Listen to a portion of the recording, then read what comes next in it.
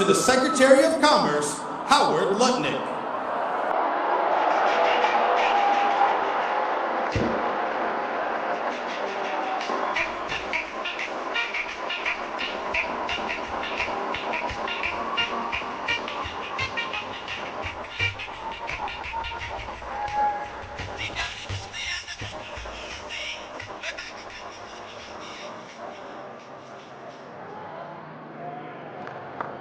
Hello, New York.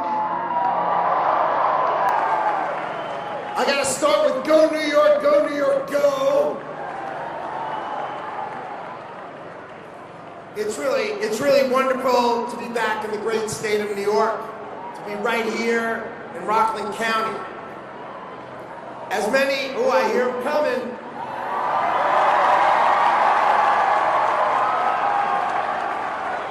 I hear him coming.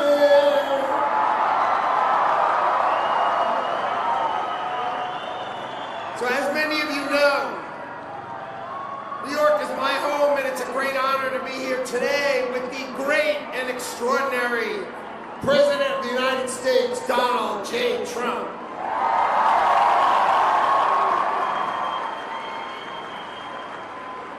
Like me, President Trump grew up in New York, and he loves our state. We are fighting for New York, and we are in Washington, fighting for you. New York helped build the industrial strength of America, and under Donald Trump, that strength is coming back. For years, we tolerated weak politicians and these supposed experts who told us that the American people can't manufacture, and these jobs are gone, gone, gone.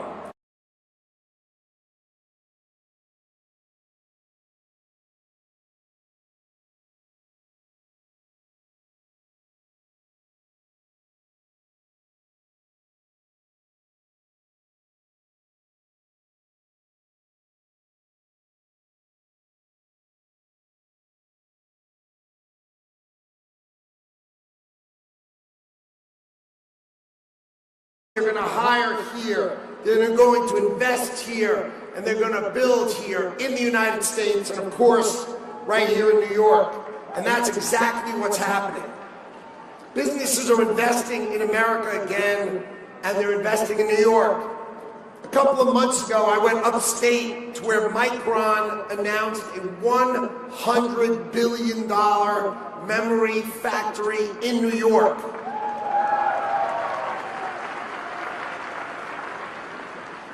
It's 10 football fields long, 4 of them, 10 football fields long each, 50,000 jobs, and that's only here because of Donald Trump as president.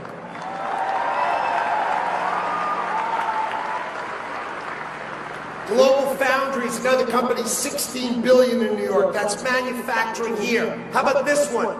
General Motors.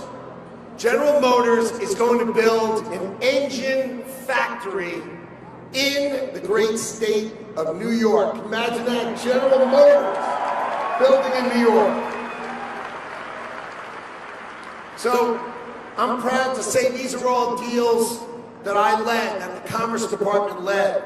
These investments come from a Republican administration, an administration led by Donald Trump, with Mike Lawler, your representative, right by his side fighting for you.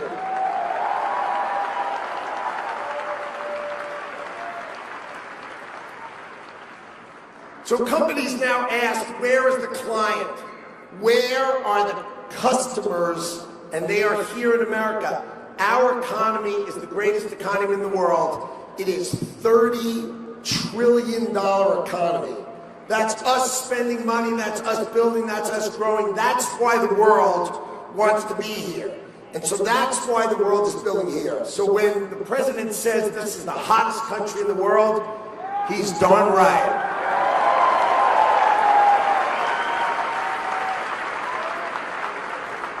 So what does our administration say? It says if you want to sell in America, if you want to be successful in America, you darn well better build it in America. That's the message that Donald Trump tells every CEO. It's resounding in every boardroom, in every foreign government in the world. Oh, he's coming. You know he's coming.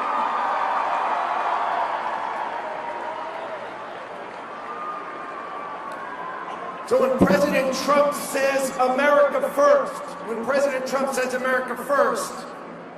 he means America you build here, America competes here, our workers come first. The Department of Commerce, we execute his plan. We open markets for American companies. We fight for American exporters. We bring investment into the United States in size that's never been imagined. And our results are historic. Last year, the Commerce Department brought in $244 billion of orders. That's foreign people buying our goods so we can export to them and have great American jobs. That's America winning around the world. That's American workers filling orders. That's American products beating the pants off the foreign competition. Check that helicopter out right there.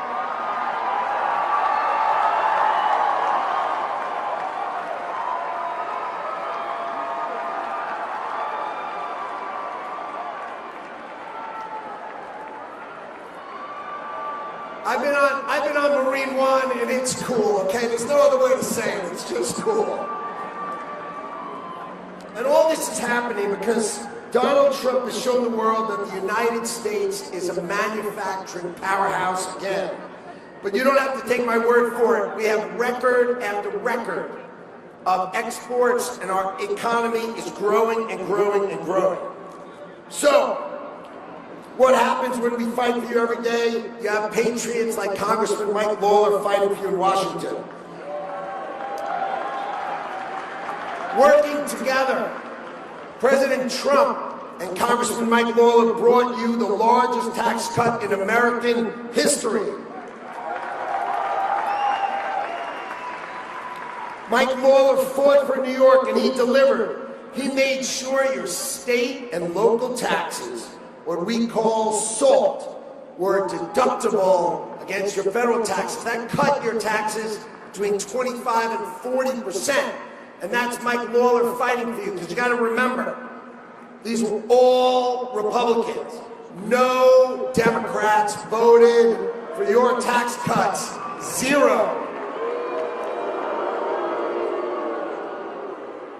So that bill cut taxes on tips to zero.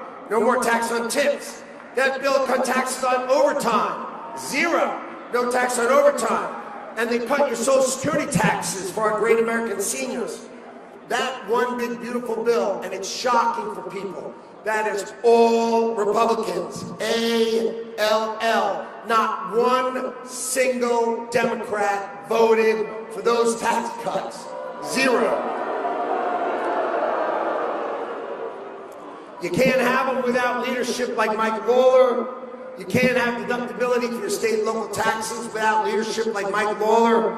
And I want to just take a minute to recognize Bruce Blakeman, who's a great guy I've known for years. And he's a great guy, and he'd make a great governor of this state. Look, serving in the cabinet of Donald Trump is the greatest honor of a lifetime. As his Commerce Secretary, my job is to bring in investment in America, and we brought in $18 trillion.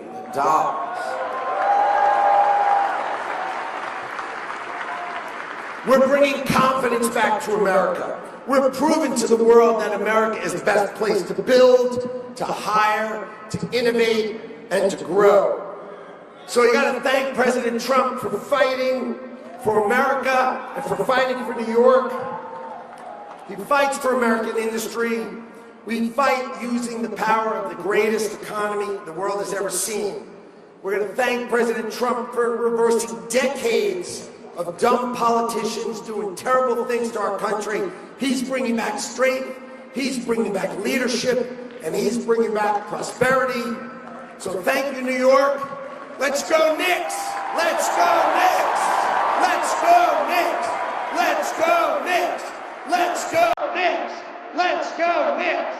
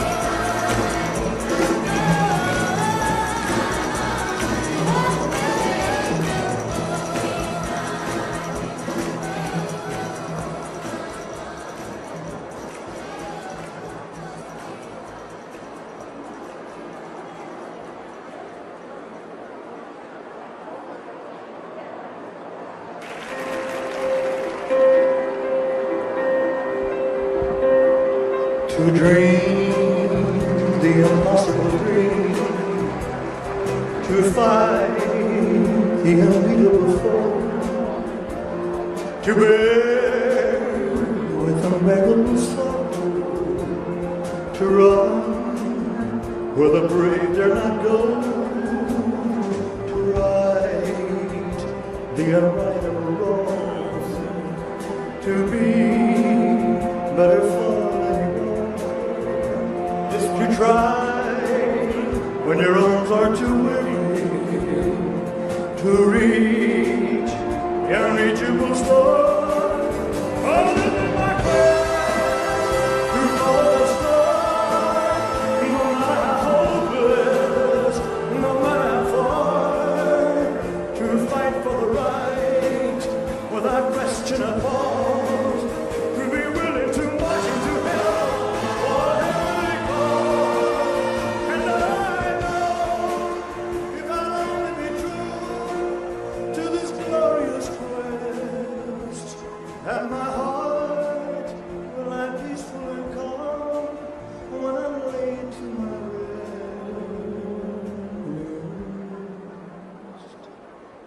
And the world will be better for this, that one man scorned and covered scars, still strove with his last ounce of courage to reach the unreachable star. The world will be better for this, for that one man scorned and covered scars, he still strove with his last ounce of courage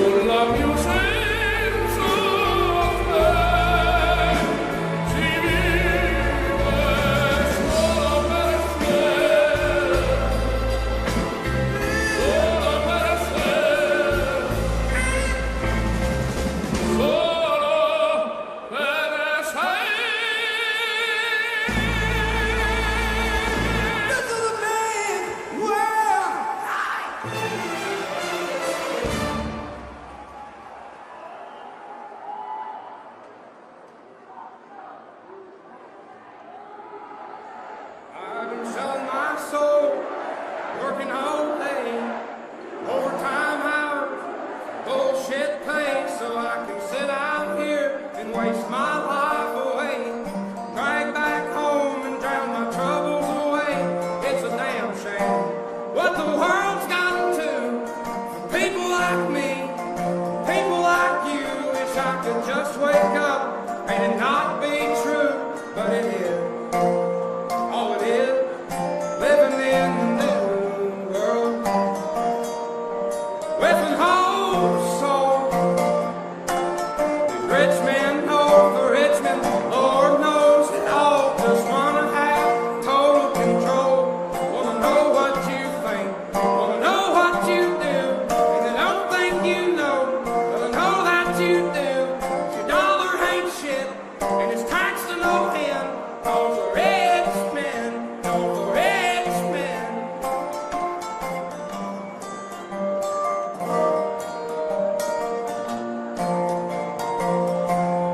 Wish politicians look out for miners, not just miners on an island somewhere.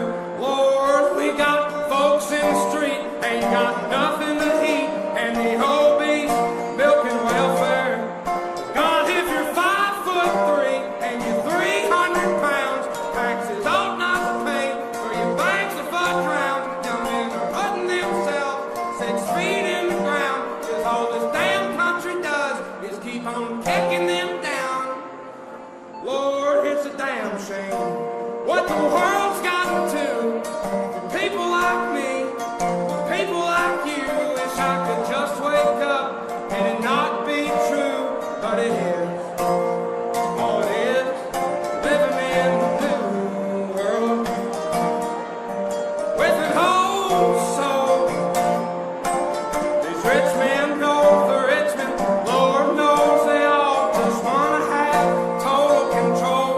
Wanna know what you think, wanna know what you do, and they don't think you know, but I know that you do.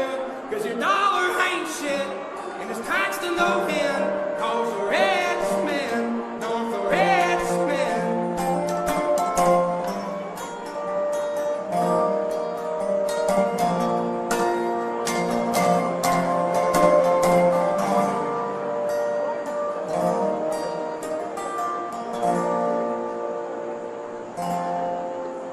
I've been selling my soul, working all day, overtime hours for bullshit pay.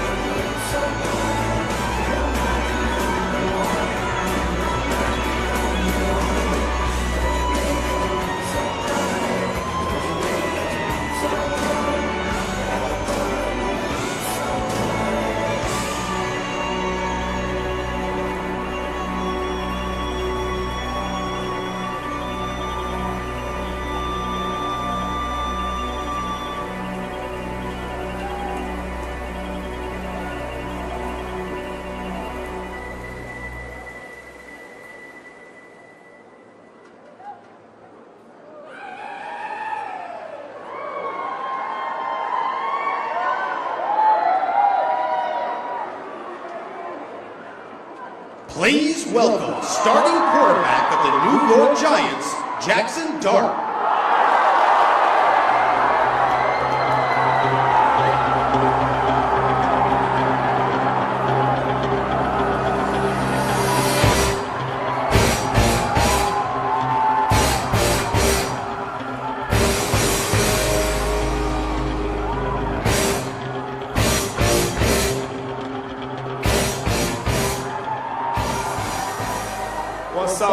What's up? Look, Big Blue Nation, it's a pleasure to be here. I gotta start this off with a Go Big Blue. I love it if y'all follow with me. Go Big Blue! Go Big Blue! Go Big Blue! Go Big Blue! What an honor, what a privilege it is to be here. And without further ado, I'm grateful, I'm honored, I'm pleasured to introduce the 45th and 47th President of the United States of America, President Donald J. Trump.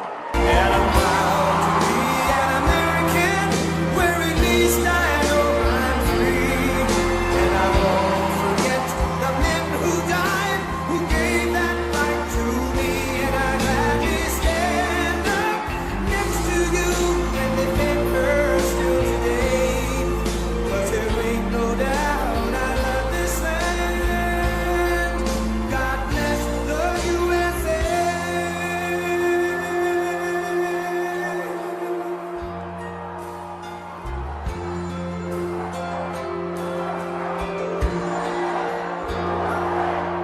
From the lakes of Minnesota to the hills of Tennessee, across the plains of Texas, from sea to shining sea, Detroit down to Houston, and New York to LA, where there's pride in every American heart, and it's time we stand and say,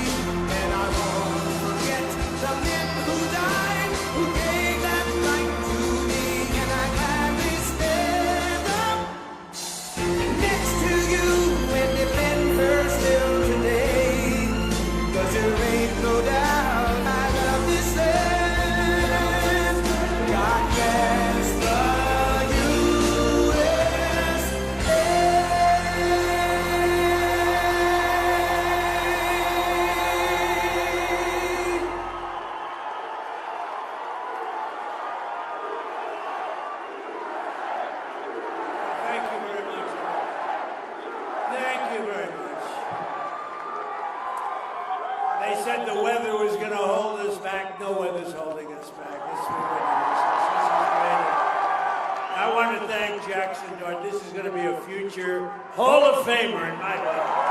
Thank you. Thank you. Right. A lot of talent.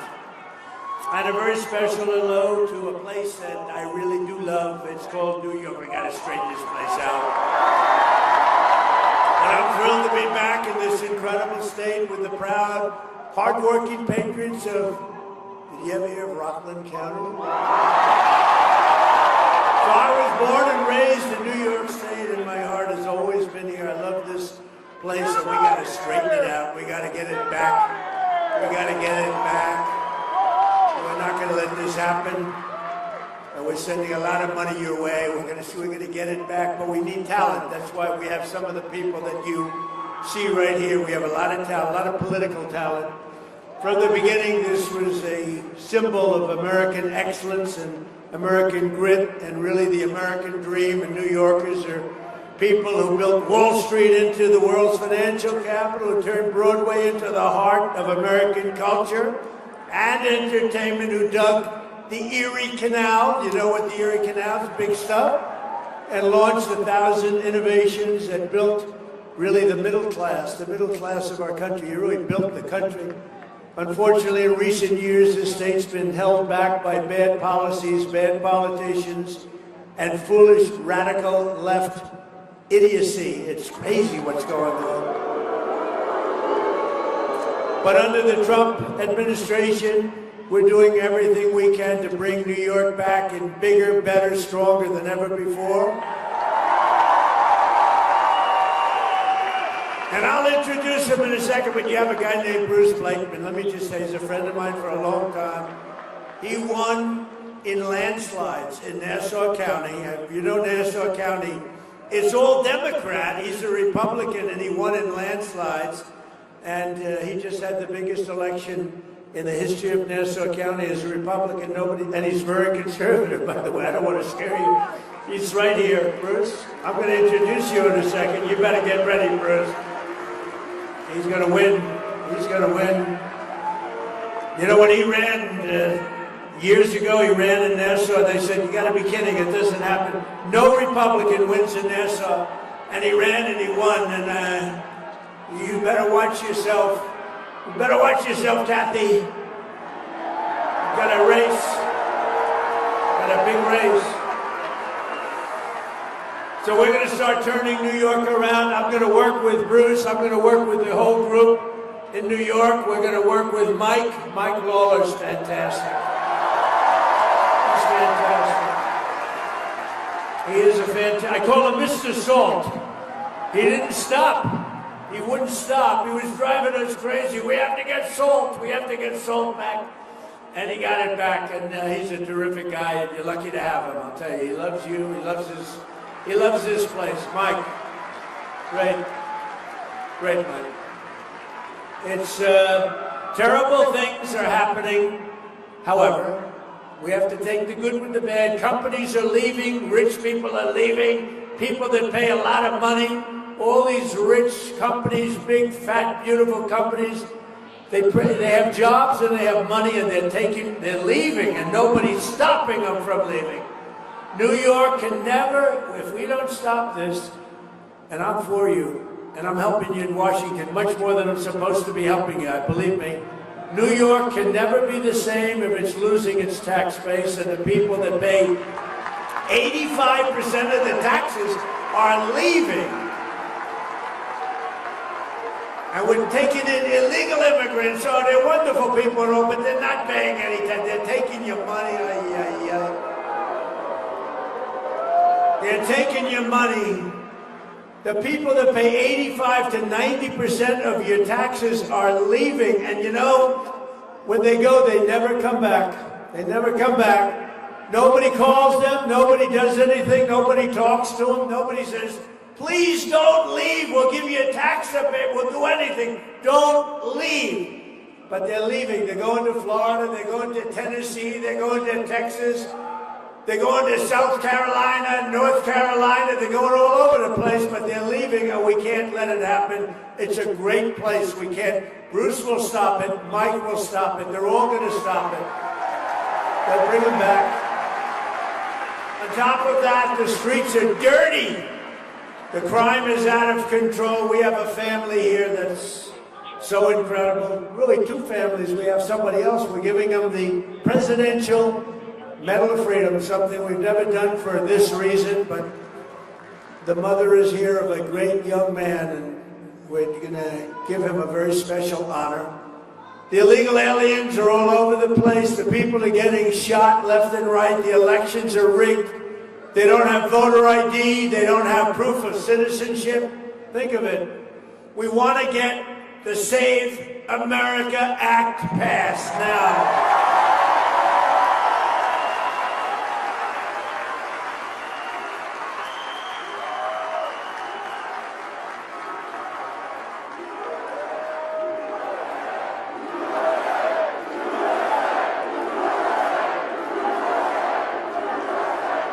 Think of the Save America Act. It's voter ID. Who's against voter ID? You ever see the Democrat National Convention? I go with the Democrat, they're Democrat. But you ever see it? They have cards on them for the Democrat National Convention, cards like bigger than your chest. Name, address, and everything you want to know about a person. They might even have a social security number. That's to get into their convention. But for voting, you're allowed to go in, right? It's horrible. So it's voter ID, it's proof, a little thing called proof of citizenship. And it's mail-in voting is a disaster. If you have military, if you're going to be away, if you're not feeling well, if you're in any way disabled, absolutely we have it. We'll be very generous, but generally you got to go and vote. Otherwise, it's a rigged system.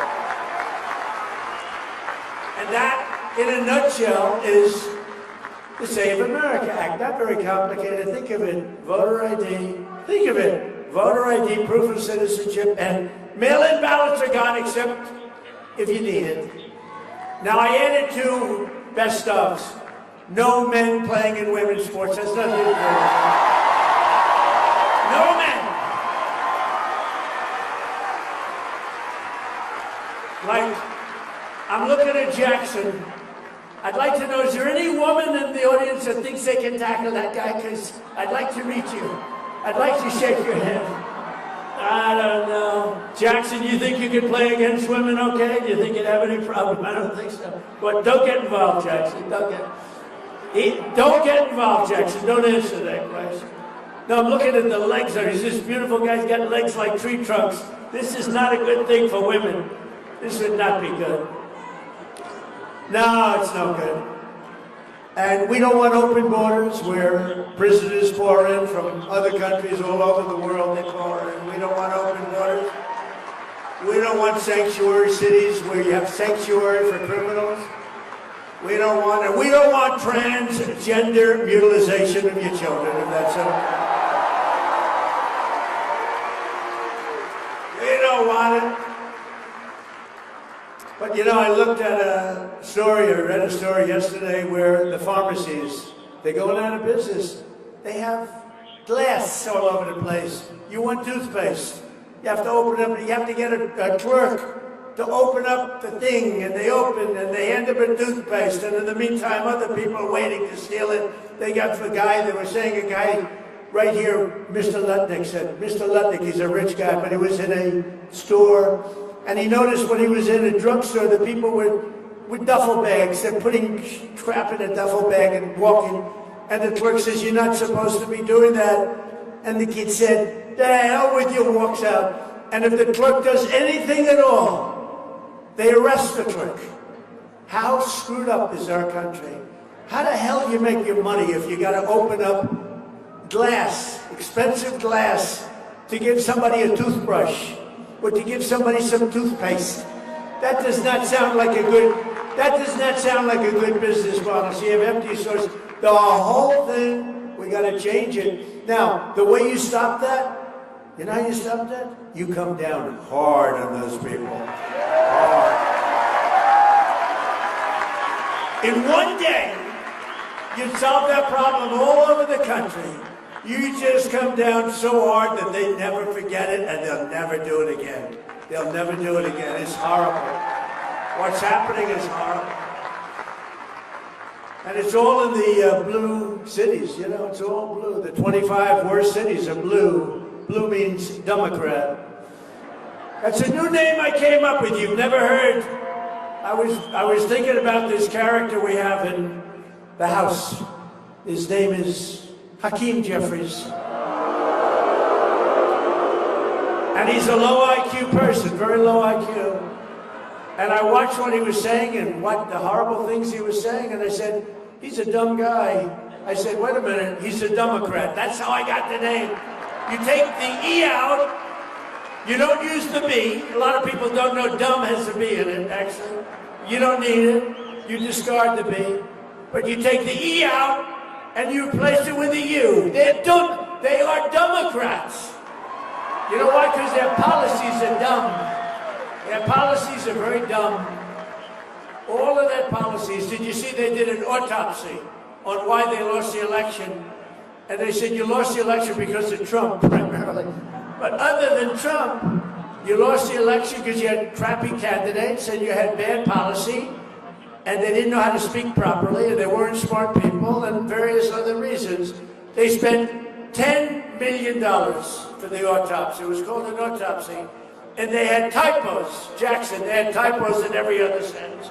They had misspelled words. They had commas in the wrong location. They gave him $10 million for the autopsy. I could have given him the autopsy without any charge at all. I said, you had one candidate named Sleepy Joe Biden. What's a better name? Sleepy Joe Biden or Crooked Joe Biden? Ready? Who likes Sleepy Joe Biden? Who likes Crooked Joe Biden? Pretty simple. They're both pretty good. Who likes Crooked Hillary? Oh, anyway. But you know, we have another problem because we have the great law enforcement. I met a lot of your law enforcement back there. They're incredible. But law enforcement, I love them. I got 99% of law enforcement vote. Can you believe it? And we're trying to figure out who were the 1%. We want to figure out who the hell were the 1%. Who would vote for Kamala? Who would vote for Sleepy Joe? But even the police are leaving. They're going to Florida, Tennessee, Texas. They're going all over the place where they put them, really, where they give them respect. The respect, they have our respect. They have everybody in this room's respect. But it's this radical turnaround, and we better do it fast because we're not going to have a New York left, and we got to have New York left. And you really can. Guys like Mike Lawler, guys like Bruce Blakeman, you put them in, they'll turn it around. Bruce will go down to Florida, and he'll talk to all those companies that are leaving. You'll get them to come back. He's going to get them back. It's not easy. It's a lot easier to stop them from leaving, don't you think, Bruce? So, but it's a campaign that I promised that I would cut taxes. I had a big, beautiful campaign. We won in a landslide. We won every swing state. We won by millions of votes. We won the Electoral College in a fortune, but we had another thing that we won. 86% of the counties in America. Think of it. That's why the map is all red except for 2 blue stripes. And those were rigged, by the way. They were rigged. They were rigged. We had rigged elections. But I cut your taxes and cut the taxes on workers, families, small business who are the soul of this state. And I made special promises that I would save you thousands of dollars a year by restoring, and we did that, your state and local tax deductions, and what did we save? Your SALT deduction. We brought it back. Mr. Salt, where's your hat, Mike? He's got a hat calling himself Mr. Salt. There it is. Beautiful. I think I'll take one of them. But he didn't stop. This guy was a pain in the ass. It was terrible. He didn't stop. But he did. You're lucky to have him in this community, that I can tell you. And you had some good help from Republicans, right? Good help from Republicans. But with the help of your great congressman, it's what happened. We got your taxes cut, not only from the standpoint of SALT, but your taxes were cut, your take-home pay is soared, and all of the other things that we did. When you look at what we've done, and my motto is promises made, promises kept. And here in Rockland County, the typical owner, you know, your typical homeowner loses over $15,000 each year alone because of your state taxes. They're going to cut your state taxes in half, and more than half. They will do things that you won't believe. And you know, the bottom line is the state itself will make more money than it made before I did it. I cut tremendous amounts of taxes in my first term. We had the greatest, most successful economy in history. And by the way, we're blowing it away in this term. So today, an amazing thing happened. They said it couldn't happen for 4 years. An amazing thing. The Dow Jones hit 50,702. And the S&P is way over 7,000. So these were two things that they said he won't be able to do when I first got elected. They said he won't be able to do that. There's no way he's going to be able to do that in his first term, which is my first term of numerous terms. By the way, you know we're a 3-term president. We just don't want the results. We won 3 times, but we only want the results of the first and the third.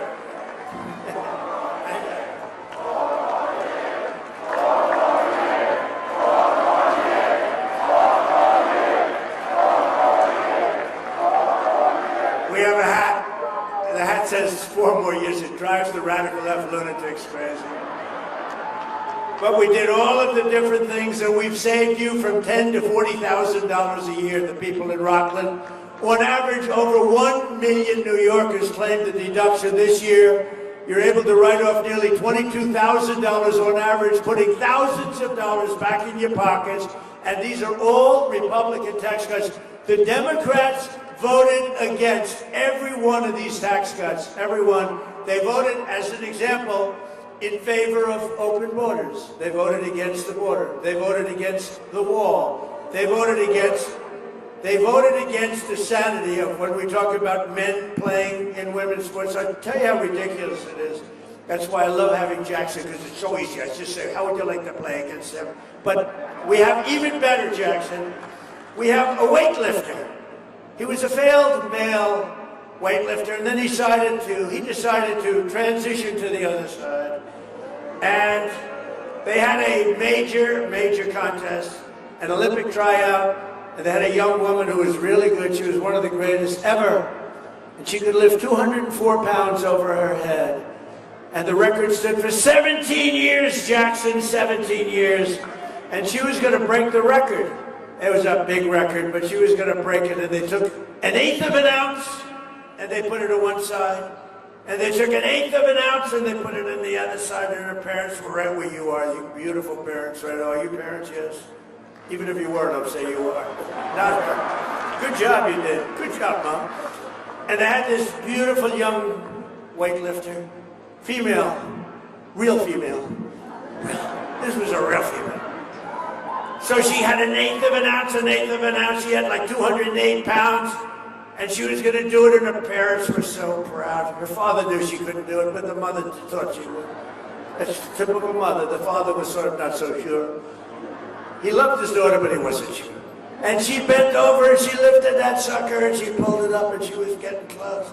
And she could barely, and the mother was screaming, come on, darling, you can do it. 17 years it stood. Come on, darling, you can do it. And she got it up to here, Jackson.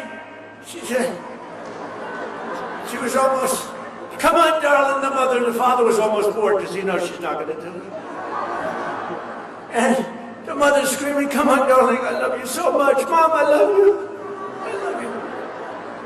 And she couldn't do it. Boom. It dropped. And then in steps this young transitioned person. You know, I've gotten very good with the words. It took me a long time. I used to get criticized. He was a transitioned person. And he stepped up. Now, he was a failed, lowest of the low for the male weightlifters. And he stood over that way. He looked at it. He could have done it 4 or 5 times. He broke the record by over 100 pounds. Isn't this ridiculous? Do you want to hear the swimming story or not?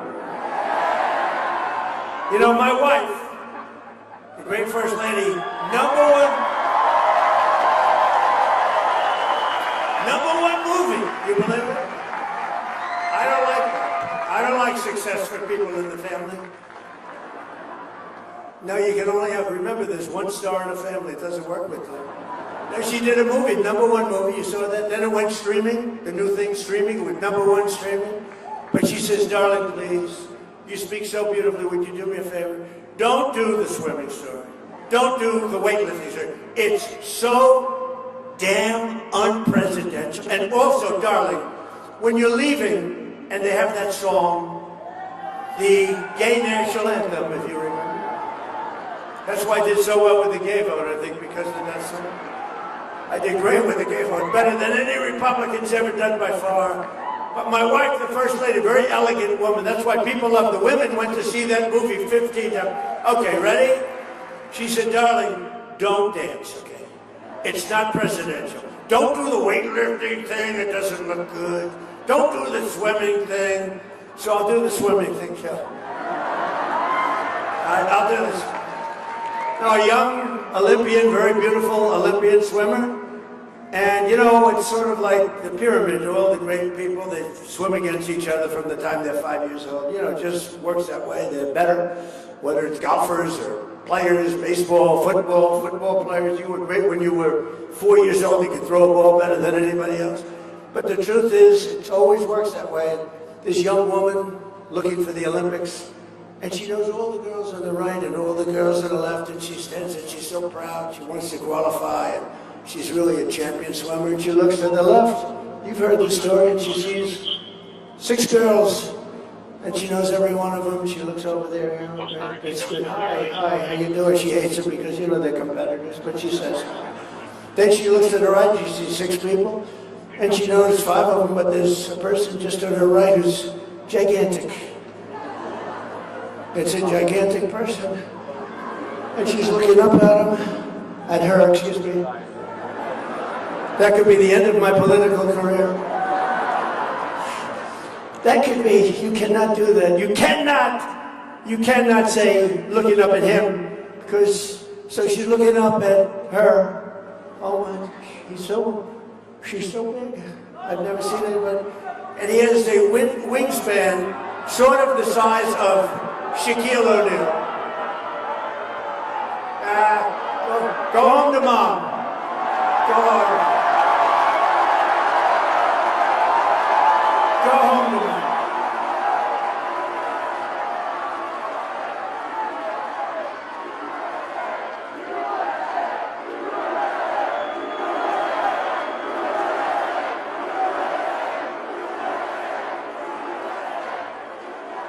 Take him home to mommy. He's going to be in trouble. You know what he doesn't say is his mom's watching the television right now and she's loving it. Anyway, so you have this person, and you know what happened. The story is very, very famous, actually, that she was very severely injured. You know what injured her? Windburn, because he went by her so fast that she got tremendous windburn in the pool. And then he finished up the race, and he rested while the other girls came in. And it was a very sad event, a very sad occasion. But to think that we actually, 15 years ago, 20 years ago, could you imagine saying, we will not allow men to play in women's sports? Could you imagine saying that transition? Can you imagine saying, we will not allow the mutilization of your children? If you said that, they'd say, what's wrong with that person? Why are they talking that way? Today you have to say it, because they do allow, in certain places, still, we've cut a lot of it out, most of it, they allow the mutilization of your children, and we don't allow that stuff, and we're going to get it the hell out of here.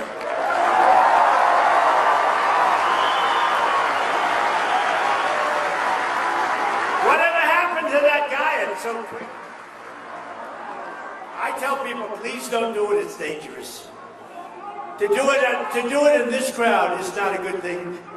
You don't want to do it at Trump crowds. I had very little. Do you remember originally, I used to have a lot of that. You know, the first couple of months, I'd have people screaming, and they learned it's just not a good thing to do. It's not good. It's sort of dangerous. And of course, I like things that aren't dangerous. I don't like to see people get whacked. I don't like it. So don't do it. But we used to have it all the time. My first month or two, oh boy, guys would start screaming, we hate you, and then all of a sudden it got less, and now it never happens. That's the first time it's happened in a long time. That's the first time it's happened in a long time. If the Democrats gain power, they'll take these deductions and tax cuts away. They'll raise your taxes, and I'll tell you what, we want to, all my life, I went through life watching politics. I love politics, always watch. I never thought I'd be a politician. Can you believe I'm a politician? I hate the sound of it. But remember that, although I had a good night the other night, right? We knocked out a bad senator from Louisiana. We knocked out Massey, a horrible, one of the worst Republican congressmen. We knocked out somebody in Georgia, Raffensperger. We knocked him out. We knocked out everybody. We were 38-0. Think of that, 38-0. Who's 38-0? We haven't lost one in years. You want to know the truth? We have, let me tell you, we have Make America Great Again, MAGA. We have a movement the likes of which this country has never seen. And you know, it's a movement based on common sense. It's not that it's conservative maybe, but it's a movement based on common sense. We want strong borders, we want good education, we want low taxes, we want a strong military. How good is our military, right?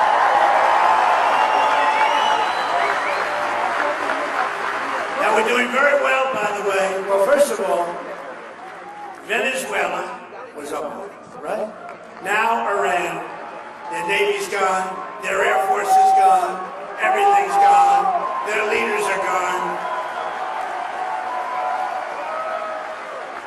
And if you read the fake news, you'd think they're doing just fine. They're not doing just fine. They want to settle so badly. We have the greatest military. I just got back from China, President Xi, good man. Good man, and I'll get killed for saying that. They'll say, oh, he called President Xi a good man.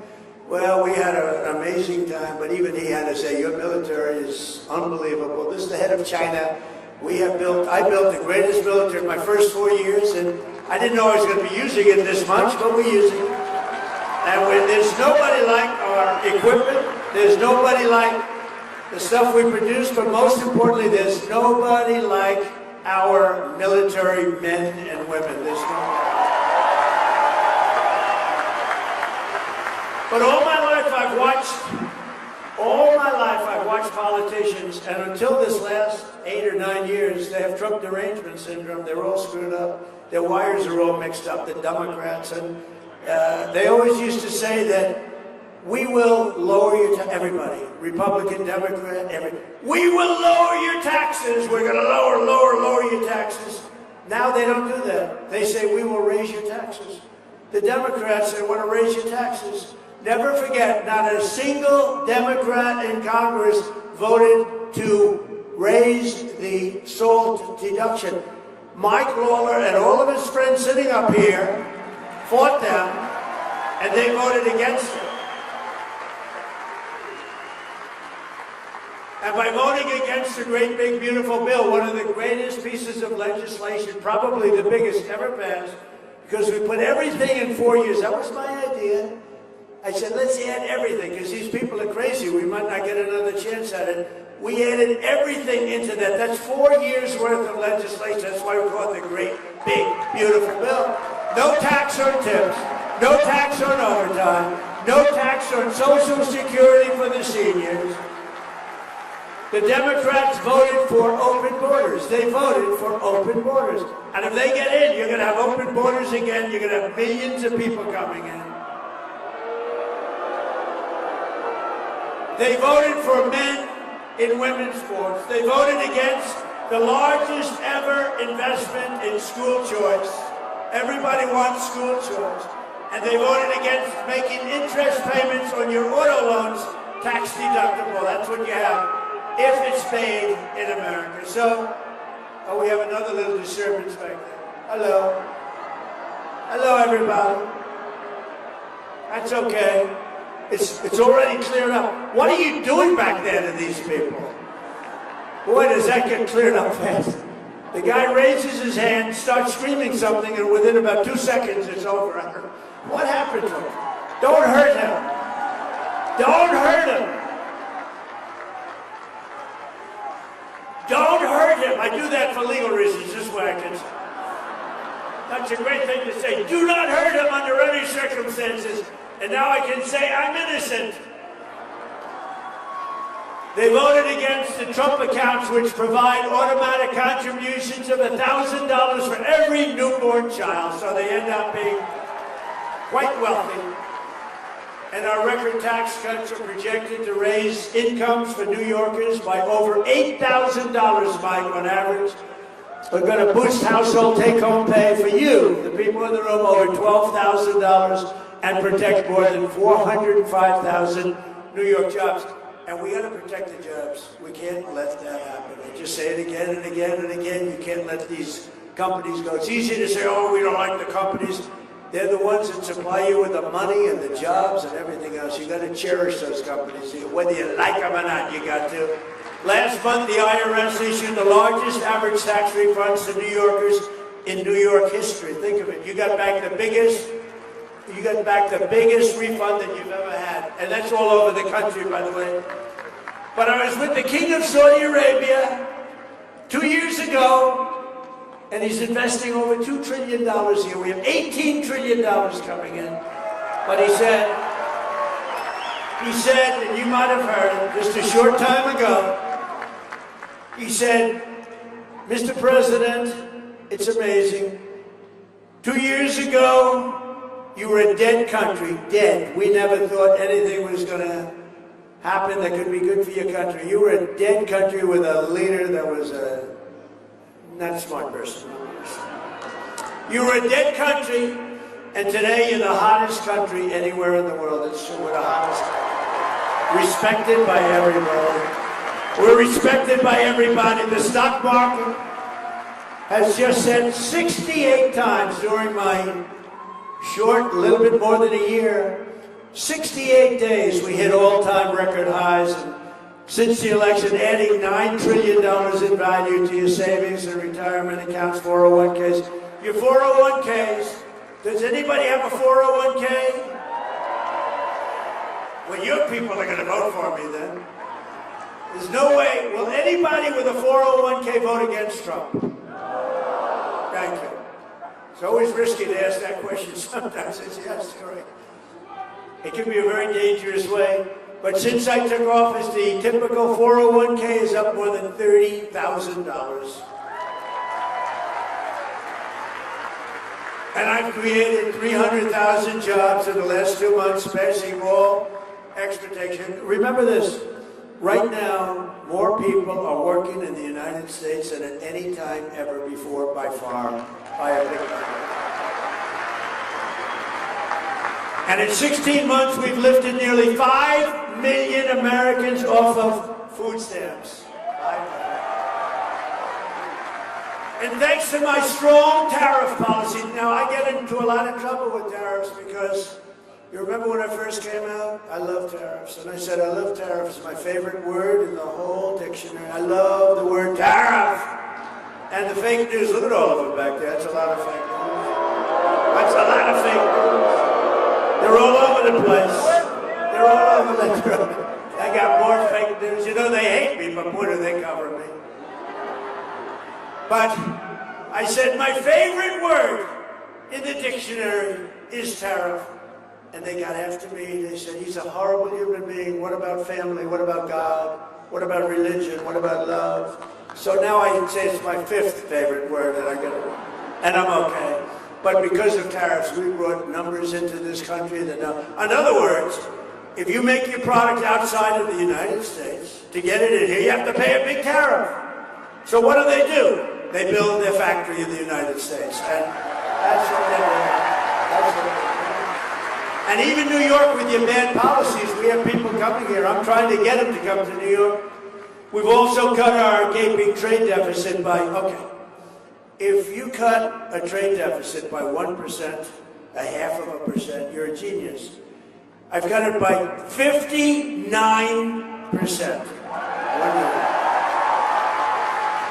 It's because of tariffs, because the money we're being made. Is that right, Mr. Lutnick? Secretary of Commerce is here. Looks good, looks handsome, reasonably. And he doesn't look like Jackson. I'd rather look like Jackson. I'll take Jackson any day. Under our leadership, factory construction is up, new residential construction is way up, and consumer spending is way up. American companies are ordering core capital goods to expand their operations at the highest rate in the history of our country. And last year, General Motors announced a new manufacturing investment of $1 billion in upstate New York to produce V8 engines, which they never would have done here. They were all made in Germany and other countries. Now they're making them here because if they don't, they have to pay a big penalty. And they're stamping them at my instruction, made in the USA. Made in the USA. They're bringing Chobani is building a $1.2 billion dairy plant in Rome, New York, the largest investment in the history of the company, big company, and Micron. Boy, Micron's great. They're investing hundreds of millions. In fact, it'll be probably, could be very close by the time they finish out, over $100 billion in Clay, New York. Anybody come from Clay? You will be there when you go up and look for a job. My administration and our allies in Congress are also fighting every single day to lower the cost of living. So I got into office, I won the election in a landslide, and I have a news conference. Thank God. I mean, not to brag, but if I didn't win the election, we were dead. The welfare was tripling and the business was leaving, and the $18 trillion would have been 18 trillion to the negative instead of the positive. We would have been a dead country. We would have been finished. It's true. We ended Joe Biden's insane electric vehicle mandate. That's where they wanted everybody to buy an electric car. And as I told Elon, I love electric cars, but Elon, it's not for everybody. You know, if we would build the charging booths, right, it would cost the country $4 trillion. No country can afford that. $4 trillion. You ever get an electric car and you suddenly get nervous because, you know, your thing is down a little bit? Friends of mine tell me it starts down a little bit, getting close, and you're looking, what about a charging station? You know, this is an hour before it runs out. Where's the charger? And then you see it. It's a sign, and it says charging station, an arrow pointing to the right, 92 miles. And you limp in if you make it at all. No, we love electric cars. I have to say that because of Elon, but I love electric cars. They're lovely, lovely vehicles. But I said, not everybody wants to have an electric car. And I ended that whole nonsense. By 2030, you're going to all have electric cars? I don't think so. How about California? They have electric cars. They don't have enough electricity to turn on your air conditioners. They have brownouts, and now everybody's going to have an electric car. That's one of the worst governors in the country, by the way, that guy. But he took himself, did you hear he announced he's taking himself out of the race? He called himself a dumb person. He got very low board scores. Everything he's done is tough, and he can't read a speech. He can't read a speech. So, I don't read too many speeches either. I'd be better off if I did. But he can't read a speech, but he called himself a dumb person. And when you do that, I say it, and but a friend of mine, very good in politics, said, don't worry, people forget about it. I don't know. I don't think he can forget. I thought it was the worst. He did this during an interview. I thought it was the worst interview by a professional politician in the history of our country. Because Gavin, I think, is when he says he's stupid. He said he's stupid. But remember? But he said he's smarter than the people in the room. And then he got sued for being a racist. Okay? And I guess he probably is a racist, but he said he was a stupid person. You'll never hear me call myself I'm the smartest guy you're ever going to meet. And don't you want to have a smart person as president?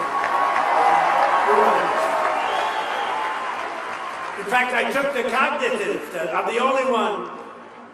You know, they called me, originally they said, he's brilliant. He wants to take over the entire country. Then they said, no. He wants the world. He doesn't want the country. That's why he's in Iran. That's why he's in... Hey, by the way, how did we do in Venezuela? Not bad. That's why he's in... You know, we've taken out so much oil in Venezuela, we paid for the cost of the war about 25 times over. When did you hear that last? You know, it's a one-way street. But no, the doctor, I said, doctor, let me ask you a question.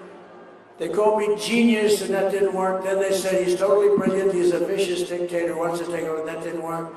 And then they called me this, and then they said, they hit me with a bad one. He's a dumb person. D-U-M, not the B. He's a dumb person. It's enough, most people don't know it has a B. He's a dumb person. I said, doctor, I don't mind being called a brilliant, total tyrant dictator, but I don't want to be called dumb. What do I do, doctor? Is there some kind of a test I can take? He said, actually, sir, there is. It's a cognitive test. I said, how many presidents have taken it? None. You know this story.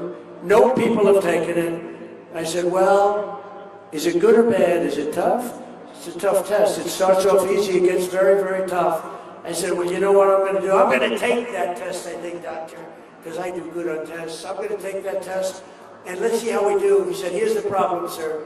If you do badly on the test, it's going to be reported because it's Walter Reed Medical Hospital. It's a military hospital. It's sort of public. So you have 5 doctors sitting there, and they're all, if you do badly on it, sir, and you could do badly, because, you know, the questions are very easy in the beginning, then pretty easy, then pretty hard. By the time you get to the end, there are not a lot of people in the room can get it, believe me.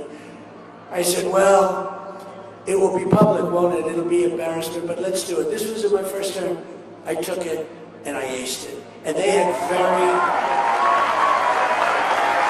tough questions. So the first question was, you have a bear, a snake, an elephant, and a horse. Name the horse. That's the horse. The second question's a little tough, and then he goes, so the New York Times does a story to show the test that I just aced, and they only used the first question. They didn't go into the other questions. They didn't go in, but toward the end, like they had a question like, pick a number, sir, any number. Okay, 203. Multiply times 9. Divide by 2. Add on 1,324. Subtract 1,292. Sir, multiply it out one more time by 19. What is the answer, sir? And I got it right. And the one doctor said, I've been doing this test for 20 years. I've never seen anybody ace it. So then what happened, that was my first term, and then quieted people down, that was good. And then what happened, I did it twice in my second term. So I've taken it and I've aced it all 3 times, I'll tell you, because it is a positive thing. Nice to be smart. But remember, I said, and I made the statement, all presidents and vice presidential candidates should be forced to take a cognitive test on intelligence. And I said it loud. Obama couldn't do well on it. Biden wouldn't even get the first question. I don't think he'd get the... Which is the bear? Which is the horse? No, what'd he get? You know, I have a friend, he's very good politically, but he has a test. He owns, like, stores. Little stores. He's not super rich. In fact, he's not even rich. But he makes a living, as the expression goes, but I knew him a long time. I like to keep my old friends. I like to do really much better than them. I don't like friends that become very successful. I like people that are just okay. Even if they're terrible, I like that too. I hate, like when I have lunch with somebody that's really, really successful, I hate it. Because he or she is bragging about how great they are, and I hate that when they do that. Because they stop me from talking about the fact that I became president.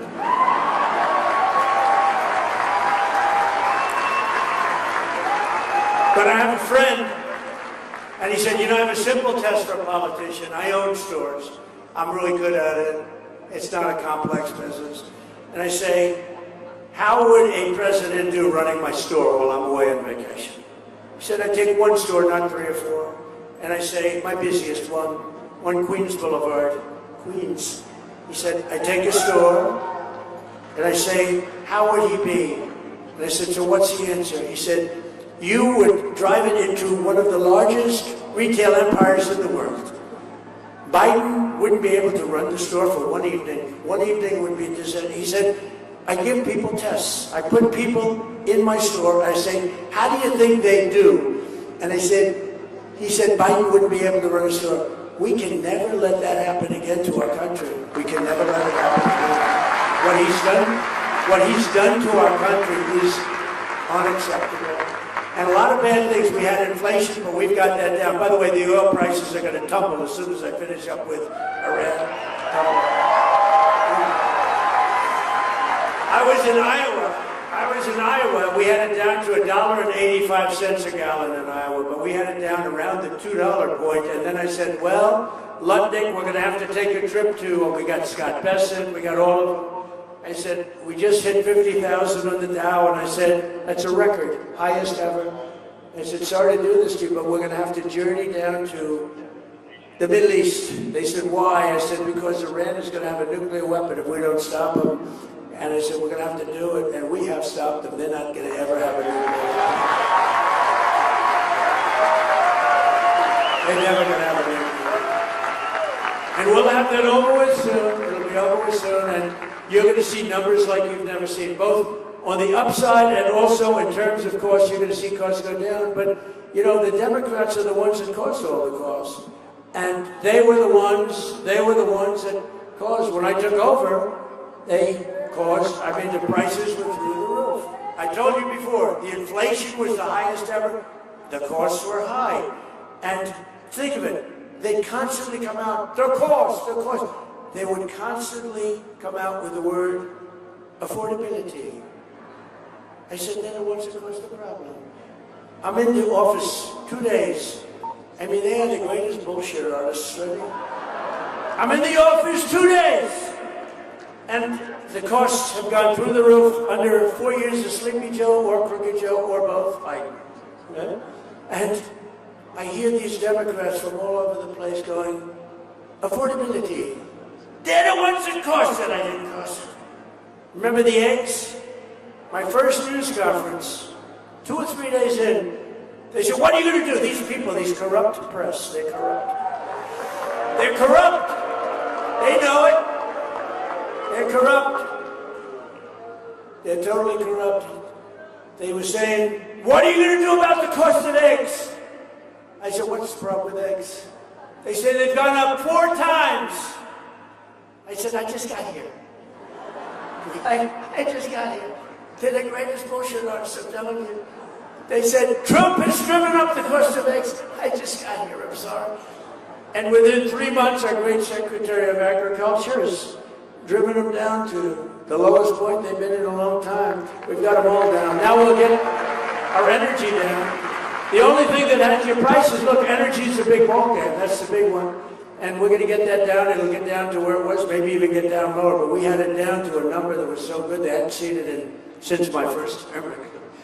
But we terminated the Green New Scam, including the so-called efficiency rule on water heaters, stoves, washers, dryers, light bulbs, saving Americans on average $3,250. And yesterday we eliminated a truly awful Biden regulation on refrigerators and air conditioners and drove the cost of food even in grocery stores where they have freezers. It was called the refrigerant.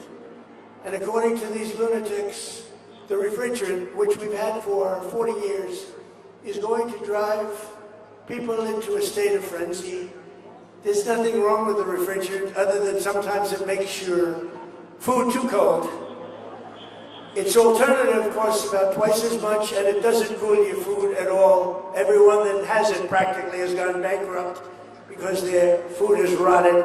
So we ended the anti-refrigerant movement in this country. You will now be able to purchase an air conditioner that actually gives you cold air. It's nice.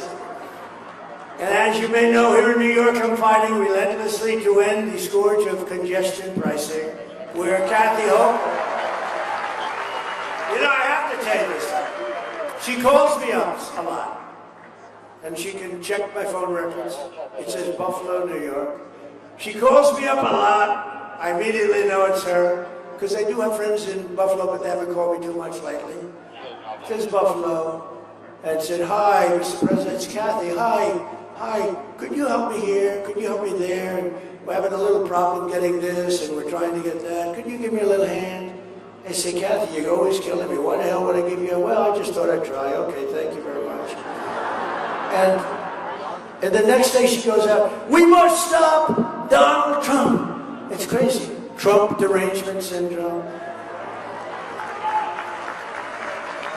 You know, she's a very, I don't want to say anything negative, she's a very nice woman, but she's never going to take you to the promised land, ever. There will never be a promised land with Kathy. So we're also taking historic actions to make it easier to afford a home, and I signed an executive order banning large Wall Street investment firms from buying up all of the single-family homes all over the country. And I also directed Fannie Mae and Freddie Mac, and we happen to have the head of Fannie Mae, and where is Mr. Pulte? Right here, Pulte. He's done a great job, that guy. These people know you're becoming very famous, but he's done a good job. But I've instructed him to buy $200 billion in mortgage bonds, bringing interest rates plummeting down much lower than they would have normally been. And we're going to get the rates down. Rates are coming down with the energy. You watch what's going to happen. I had a rotten head of the Fed, and now I have a great head of the Fed today. Kevin Warsh. Kevin was just sworn in today. He's great. He's going to be great. And now Congress is on the cusp of passing the most important piece of housing legislation in a generation. But to be honest with you, housing's all about interest rates. I know more about housing than anybody in history. No president's ever done. I built a lot of housing, and they can pass all the bills they want. It's about interest rates. You get the interest rates down, everybody's going to be very, very happy. We're going to get it down very quickly. I support the bill that passed the House this week. Congressman Lawler's help now, and it's called the House and Senate. It's a House and Senate housing bill, and it's coming together, and hopefully they'll get it done. But I will say this, Mike, again, it's about interest rates. It's all about interest rates. We get the interest rates down, the housing, you're going to look like a genius.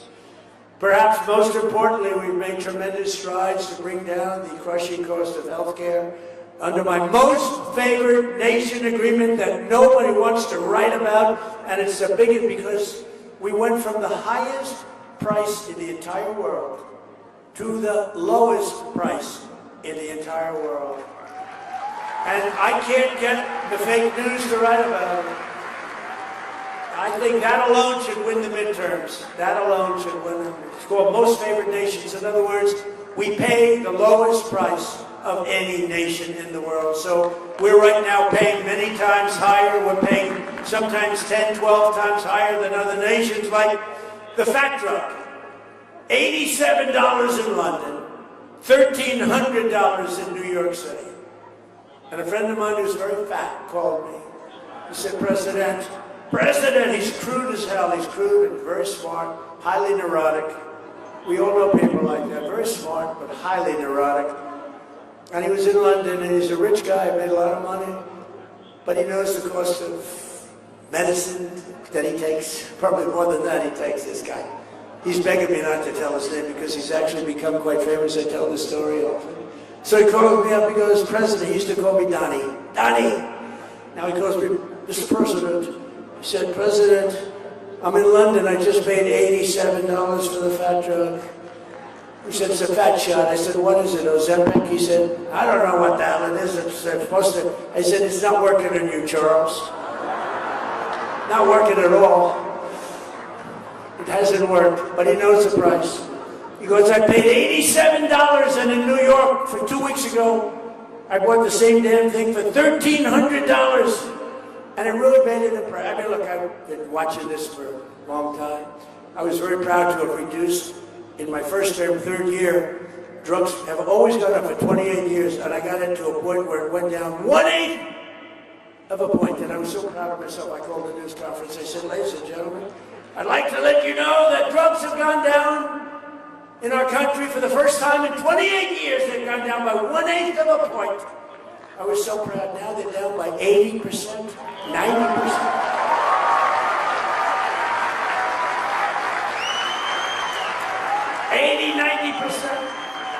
And the fake news doesn't want to write about it. And you could even say 400, 500, 600, or 700%, depending on the way you ask the question. But here today is a local family that has benefited greatly from our policies, especially our historic tax cuts and the great, big, beautiful bill. Kathy Kennedy is a retired special education teacher from Orangetown.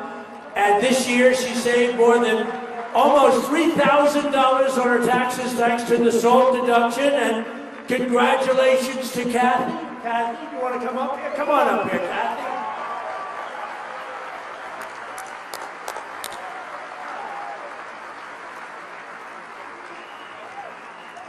I just want to express my sincere gratitude to President Trump for supporting the tax rebates and working alongside our local lawmakers to make our county stronger, safer, and more affordable for families. These efforts create opportunities for our children to remain here, build their futures, invest in our communities, and continue to contribute to the place we proudly call home, Rockland County, New York.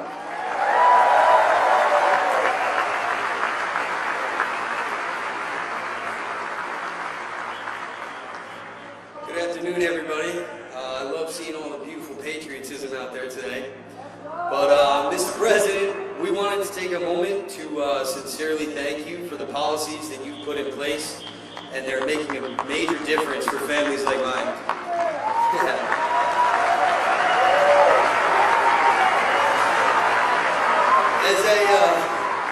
As a father, a small business owner, a home inspector, a real estate investor, changes to the SALT tax deductions and things like the Trump accounts for children have made a meaningful difference in our lives. Because of those policies, we're able to keep more money that we worked so hard for and invest into our future instead of simply getting by. We were able to take that money that we saved and invest it directly back into our home inspection business and a land investing business. Two businesses that are giving us the opportunity to create something lasting for our children and the communities that we serve.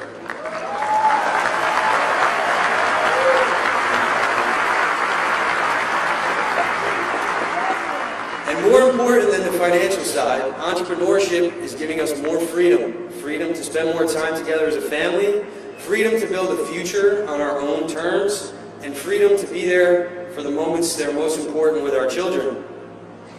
Mr. Trump, we just wanted you to know that there's hardworking American families out there who are benefiting from all that you're doing. So from the bottom of my heart, thank you, and God bless America.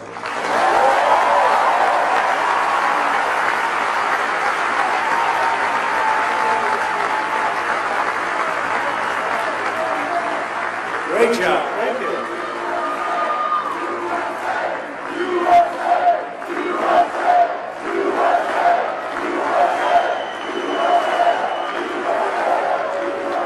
Thank you very much. Great job. A budding politician. I can see that. I also want to call up the man who fought so hard, harder than anybody else, for the SALT deduction, and he's really become a friend of mine. He's a warrior. He's a warrior who fights like hell. And he fights really for you. That's what he's doing. And Mike Law, Congressman, come on.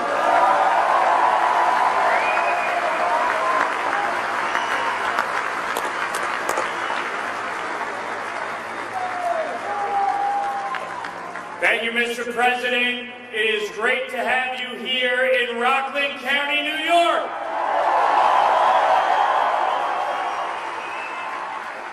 Now, Mr. President, you moved Rockland County further to the right than any county in New York in 2024, gaining 14 points and becoming the first Republican to win Rockland County as a presidential candidate in over 20 years.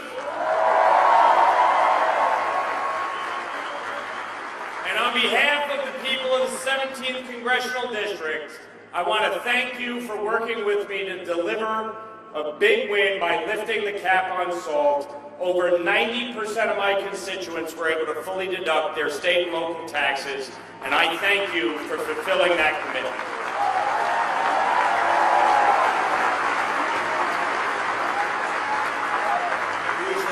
He's done a great job. Thank you, Mike. Amazing. We're pleased also to be joined by the Secretary of Commerce. He's a big man, very successful guy, and I said that's the guy I want for Commerce, and he's done a fantastic job. And Howard, you want to say one thing fast? Can you speak fast? Come on, let's get up here. Come on. He's great. Done a great job. Howard Lutnick.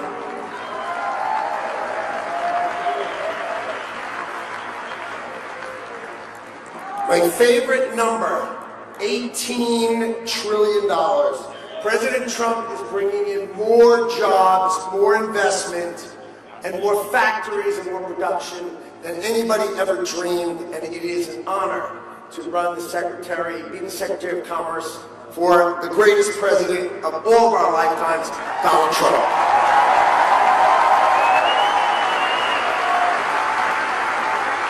And I won't ask him to speak, and I introduce him because he's been incredible. The Director of Federal Housing Finance Agency, Bill. Thank you very much, Bill Crosby. Along with some absolute warriors, State Assemblyman Mike LaPetrie. Mike, thank you. Thank you, Mike. Great job. Great job. State Senator Peter Oberacker. Peter, thank you, Peter. Great. Co-founder and CEO of Sticker Mule, Anthony Constantino, and County Executive. Wait a minute, Anthony first. Before I get to this County Executive, I got to give him. Where's Anthony? Hi, Anthony. Thank you. Good job. And the County Executive of Nassau County. Okay. I'm telling you, I said before, Nassau County, it's not possible to get a man of common sense, a man who's Republican and conservative, elected. He's won it in record fashion. It was the biggest upset in New York politics probably 6-7 years ago when he first ran, 7. And I remember I said, that's not possible. Bruce won? And then he won again. Then he won again in record. Now that he's there, it's record. And that county is doing unbelievable. He's running for governor. He's your Republican nominee. He's your conservative nominee. He's your conservative nominee. And he is an unbelievable man, and he will turn this place around so fast. And I promise one thing, when he calls, the President of the United States will answer, and we're going to help him. Come on up here, Bruce. Bruce Blakeman, everybody. Bruce Blakeman.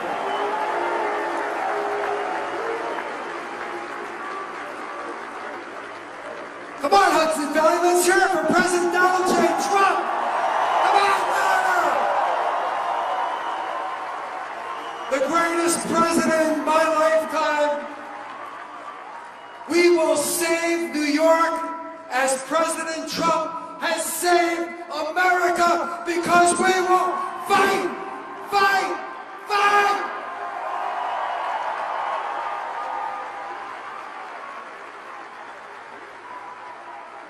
You watch what happens. So, and he really is, he's a special man, a very talented person, a great executive. That's what you need. You have people that have no idea what's happening.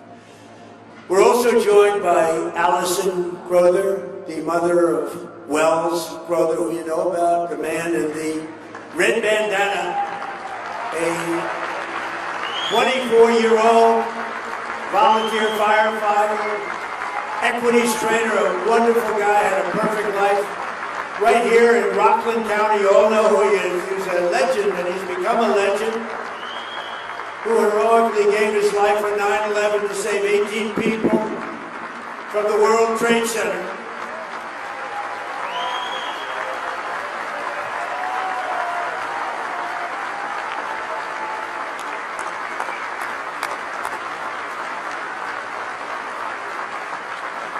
And I see his mother is here. And I'm pleased to tell his mother and everybody else, come on up here just for a second, that today, at the request of Bruce and Mike and some of the great political people we have, and we are approaching the 25th anniversary of September 11th, 2001, a dark day that will live in infamy. We are posthumously awarding Wells the Presidential Medal of Freedom, which is the highest award. It's the highest award outside of the Congressional Medal of Honor. And those are the two biggies, and Wells has one of them. I just want to congratulate his great mother in doing a phenomenal job in raising that young man. Boy, what bravery, saved those people. And became a legend in a sense. Nobody else would have done what he did, so he's going to be getting the Presidential Medal of Freedom. Thank you.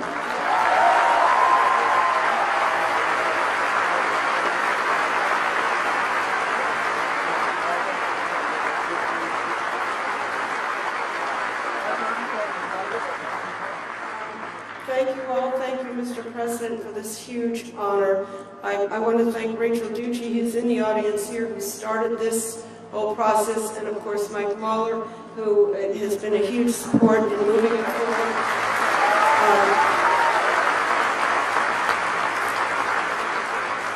I didn't come prepared for remarks, so I just want to say, to me, it's such a beautiful thing that even 25 years later, Wells's light still shines brightly. I travel to the country.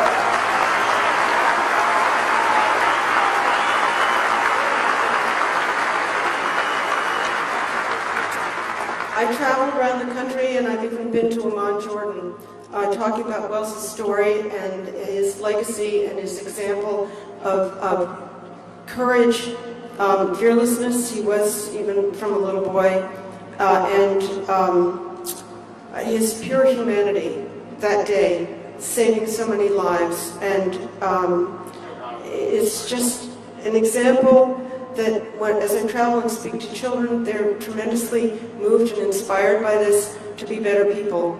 And I see this over and over. It's a beautiful thing. So, thank you. Thank you.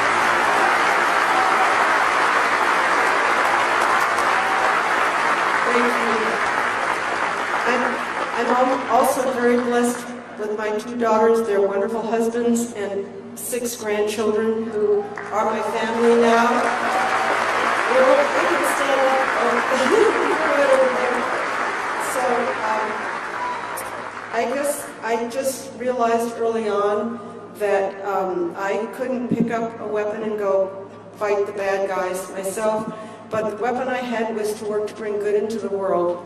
And that's what I continue to try to do every day. And I'm blessed that we were able to learn Wells's story, which was actually Memorial Weekend of 2002, when we finally uncovered the story, thanks to the New York Times.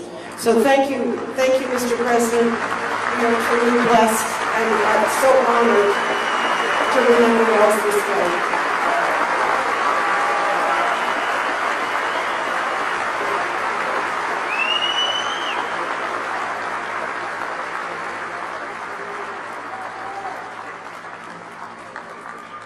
Thank you very much. That's a great story. Right here from Rockland. They grow heroic here, don't they? Yeah, we know that. And we're also truly honored to be joined by some of the very special people, the family of Sheridan Gorman. You know Sheridan, and her father is a great friend of one of my people, Dan Scavino, who's done very well. He's become quite known in the world of politics. Dan is great, but his father's a friend of Dan, so it affects us maybe a little more than it would normally, but it was terrible 2 months ago. This beautiful, beautiful 18-year-old college student from Yorktown, New York, right across the Hudson River, was walking in a park in Chicago when she was gunned down by an illegal alien monster in cold blood. Nobody knows even why this happened.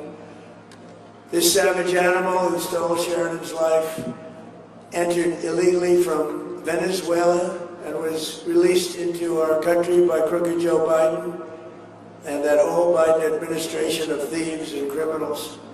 He was then arrested and released again by Democrat Governor J.B. Pritzker, a terrible governor, has no idea what's going on in the sanctuary city of Chicago.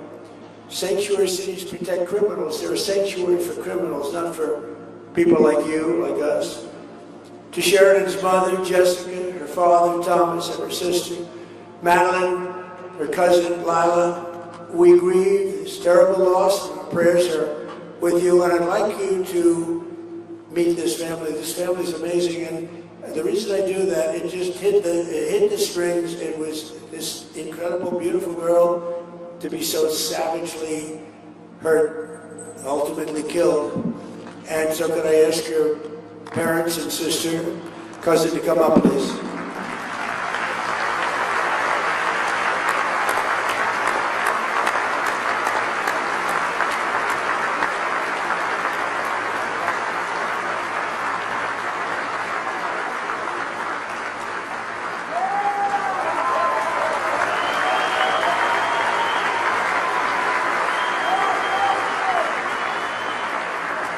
Thank you, Mr. President. I have to say, you are just so funny. My family has laughed more, smiled more than we have in the past hour than we have since March 19th. It's been such a gift. Thank you.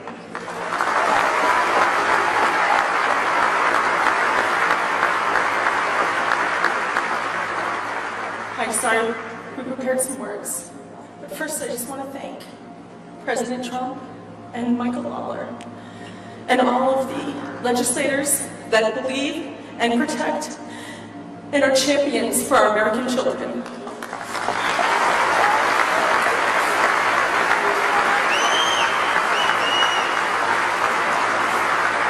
My name is Jessica Gorman, and Mother's Day was just 2 weeks ago. For most mothers, it meant flowers, and cards, and phone calls, or children coming home. For me, it was heartache and tears. Because on March 19th, my beautiful daughter, Sharon Grace Gorman, was murdered in cold blood. She was walking on a pier in Chicago with her friends.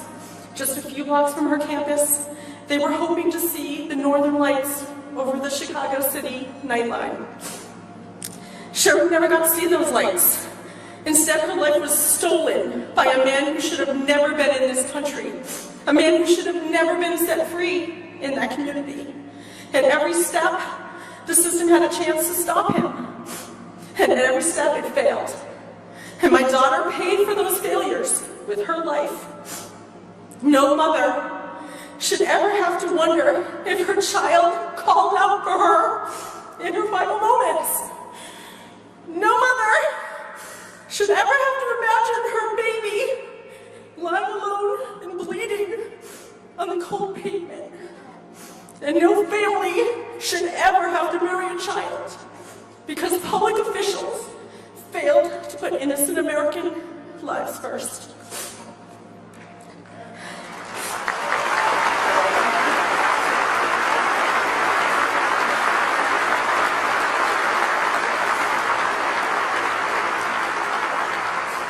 To the mothers of New York, to the mothers of Chicago, Rockland County, and our own beloved Westchester County, and all across this nation who have reached out, who've cried with us and prayed for us and stood with us. I just want to thank you from the bottom for every piece of my broken heart. I see you, I hear you, and I need you to please hear me.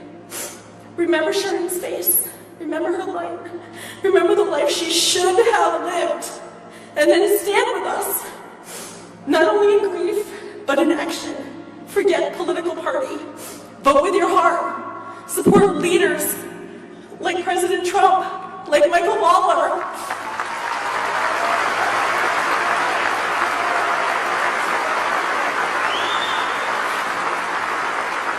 Please, please support leaders and policies that protect your child and mine.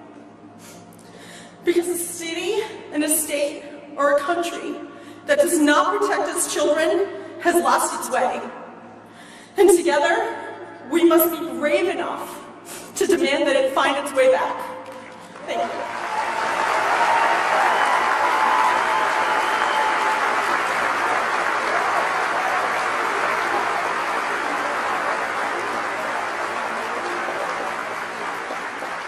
My name is Tom Gorman. I'm not a politician. I'm not a public speaker. I'm a father of whose daughter was murdered by an illegal immigrant. I'm a husband who had to hold his wife on Mother's Day, when she asked the question no mother should ever have to ask. Through tears, Jess looked at Maddie and me and asked, am I still the mother of two? There's no answer big enough for that pain, No words, no comfort, no way to give back what was stolen from our family. All I could do was hold her and tell her the truth. Yes, Jess, you're still the mother of two, because Sheridan will always be our daughter.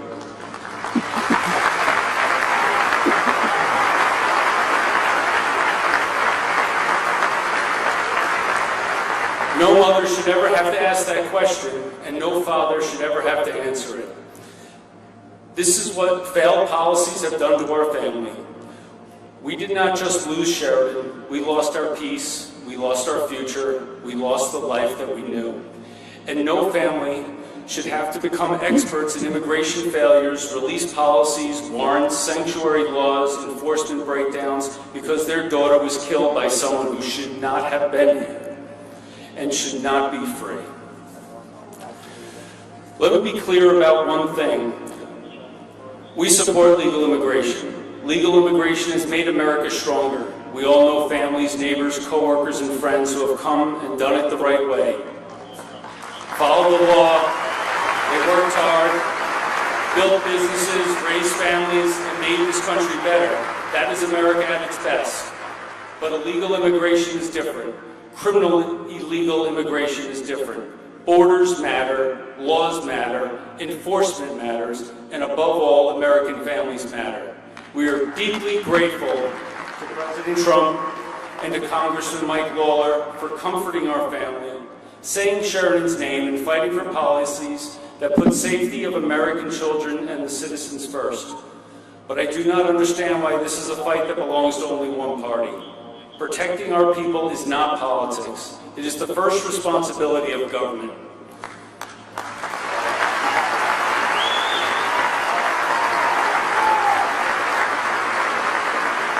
So do not just feel sorry for us. Instead, remember Sheridan's name and stand with us. Demand that leaders who enforce our laws, secure our borders, cooperate with law enforcement, and put innocent American families first. Sheridan should have come home, and because she did not, we will spend the rest of our lives fighting so that someone else's daughter can. Parents out there, give your kids a big hug. Tell them how much you love them.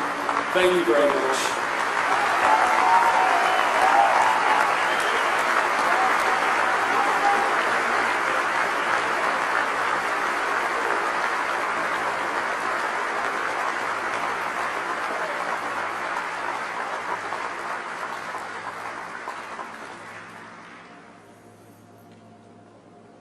Well, it's crazy. It's crazy, right? We had a border. We didn't have open borders. It came through open borders. Nobody checked him, totally unvetted. Terrible person, an animal. Should have never happened. Just yesterday, New York State passed a budget packed with provisions to obstruct federal immigration enforcement and keep this a deadly sanctuary state. Just passed yesterday. It's hard to believe. So, Bruce, hopefully you'll get that unpassed very quickly. It's terrible. As we speak, the radical left Democrats in the House and Senate are blocking passage of legislation to ban sanctuary jurisdictions. We want to have that banned. We don't want them. They bring in criminals of the worst type, murderers, drug dealers, prisoners escaped from foreign prisons, put in our country by foreign countries because they don't want them.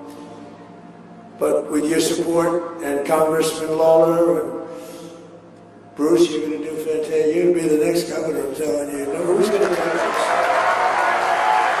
Bruce playing. We'll stop fighting for Sheridan's. We're going to be fighting for Sheridan's memory. We're going to be fighting. You just can't forget it. I looked at it, I said, such a beautiful young kid. I saw it in the papers, front page of every paper. How do you explain that to parents? How do you explain it to anybody? And we'll abolish deadly sanctuary cities in New York and across the nation once and for all. We're getting rid of a lot of them. And we now have the strongest border in the history of our country by far. The strongest.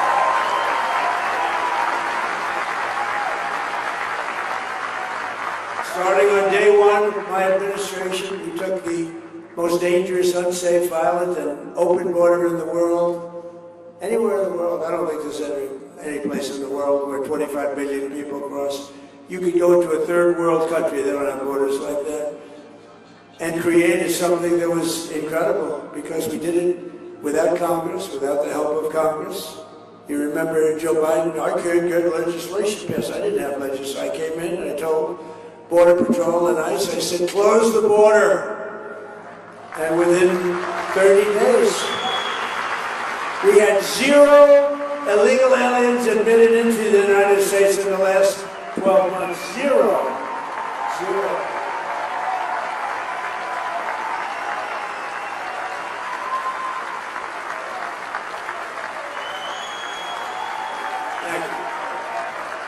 Thank you.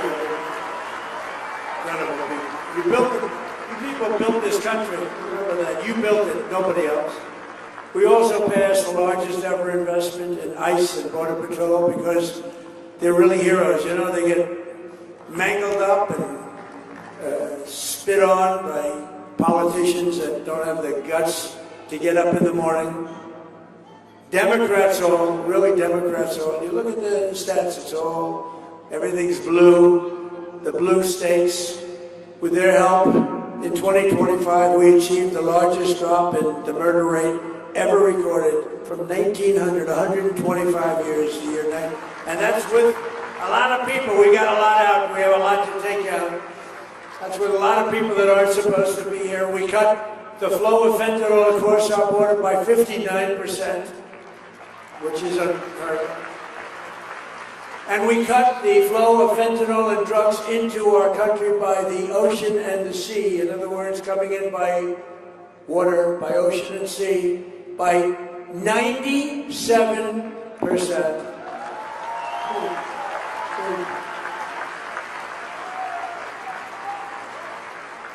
We made the largest ever investment in the U.S. military, and we're going to have $1.5 trillion invested. And boy, isn't it great that we have the greatest military in the world right now. And with not only Venezuela, but with Operation Epic Fury, our warriors are ensuring that the world's #1 state sponsor of terror, Iran, #1 state sponsor of terror. They send their money all over the world to create problems, never going to happen, and they're never going to have a nuclear weapon, and they know that. They know that. And America is winning again. America is respected again, perhaps like never before. But we're just getting started. With the help of our Republican majorities in Congress, we will crush violent crime. We will impose harsh new penalties for dangerous repeat offenders.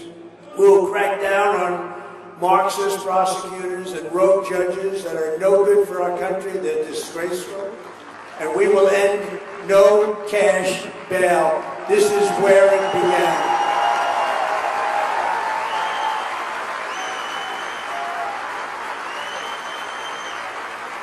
And we will pass what we call the Great Healthcare Plan. The Great Healthcare Plan. To stop all payments to big insurance companies. The government pays the big insurance companies, totally controlled. The Democrats totally control them, and they're totally controlled by the companies themselves. And we're going to give the money not to the big insurance companies. We're going to give the health care money directly to the people so they can buy their own health care. They can make sure that they get better. You'll get better. You'll get far better health care than you have right now because the Unaffordable Care Act, that's called Obamacare. The Unaffordable Care Act is terrible. It's always been terrible.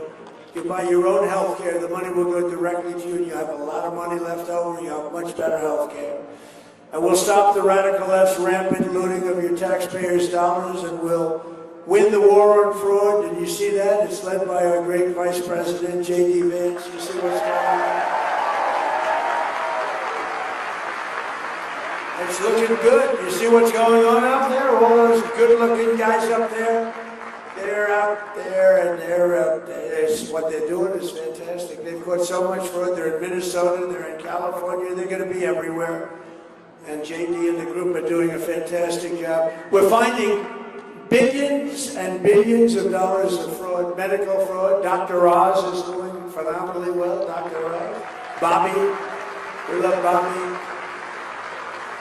And we will always protect our Second Amendment. We will defend religious liberty. We will support our police. We will pass the Save America Act to protect our sacred America. And all voters must show voter ID. All voters must provide proof of citizenship. And there will be no more mail-in ballot scams, especially in places just like this where it's so rampant. Except for illness, disability, military deployment, or travel, we'll be very generous in that regard, but we have to stop it. There's no country in the world that has mail-in ballots like we do. No country in the world. You know why? Because it's inherently corrupt. And we will also enshrine in permanent law no men in women's sports and no transgender surgery for our children. And together with the help of patriots throughout New York State, New York, and right here, I love this place, and all across our land and all across our country, we will make America powerful again. We're respected again like never before. We will make America wealthy again. We're right on our way to doing that. We will make America healthy again. You know what that's all about? Maha. We will make America strong again. We will make America proud again. We will make America safe again. And we will make America great again. Thank you very much. Thank you. Get out and vote in the midterm. Thank you. Thank you, Mike and Bruce. Thank you very much. Thank you, everybody.